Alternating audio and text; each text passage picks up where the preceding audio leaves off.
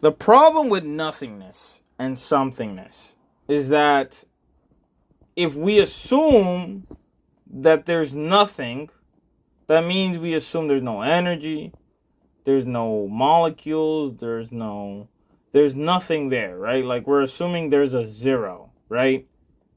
And to assume there's a zero, that means we can't assume that the zero can make something, because where is it getting the power to make a something, right?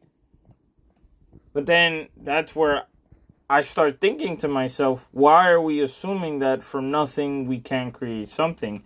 And if there is no such thing as a nothing, then that means there's just something there that we cannot see or fathom or understand. And then I start thinking about like the different dimensions, the fourth dimension, fifth dimension, all these things, right? So like we're going beyond like these reality warping type, things now. And you start to wonder what created all this to begin with, right? So, and then it just goes back to the step one. Like you go back, you start thinking like, oh, what created a first dimension, a second dimension? You keep going, it becomes an infinite loop, right? So there would have to be something at the end, unless we're assuming there is no end and there is no beginning.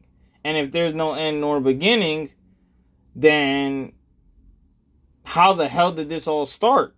Right? So it's like, if we're just assuming our lives are insignificant and we're just made, then it's like, where does it even all begin?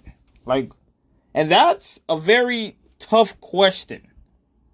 It would be very hard to answer, even with religion, how to create somethingness infinitely.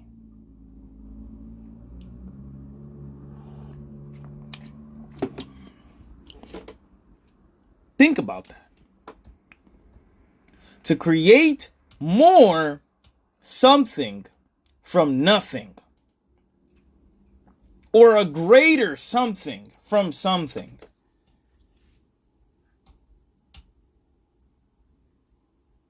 The more I think about it, the more I realize that it's just unfathomable, I think. It's just not possible to understand. I think when we try to go beyond our own understanding, that's when we hit the wall. And that wall is a representation of our limit. So if there is a God, something put that limit there for a reason.